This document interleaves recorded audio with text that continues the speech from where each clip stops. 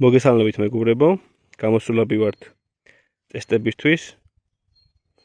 მინდა შევადარო ATA SP და Fire SLX 800 სტანდარტული ჩოკებით, სრული ჩოკით მინდა შევადარო ორივე ჭრაში.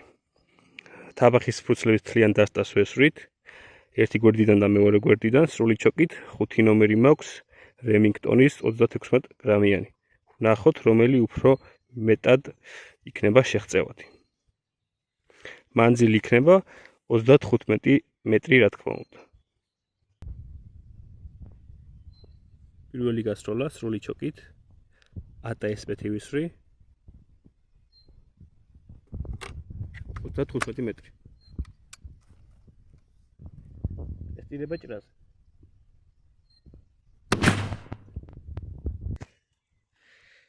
მეორე გასროლა უკვე იგივე 5 ნომერი სრული ჩოკით Fire SLX 800 35 მეტრი. ტესტირება ჭრაზე.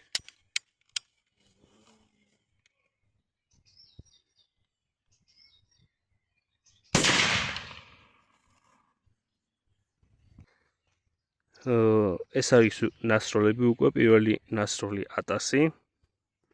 ესეთი შედეგი არის და ხედავთ ხო, ამხელა სხვაობა აქვს დაჯგუფებაში ATA-სა და Fire-ს სრული ჩოკით.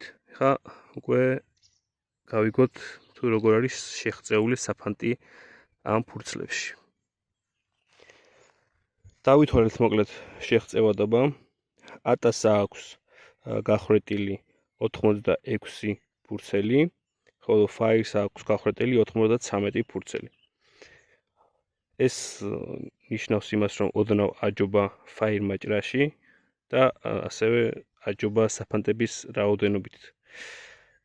ეს იყო სულ აი ამ ტესტის შინაარსი.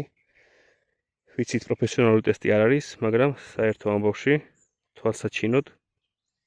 თვალსაჩინოებისთვის რაღაც წარმოდგენა შეგვექმნება მაინც ორივე იარაღზე.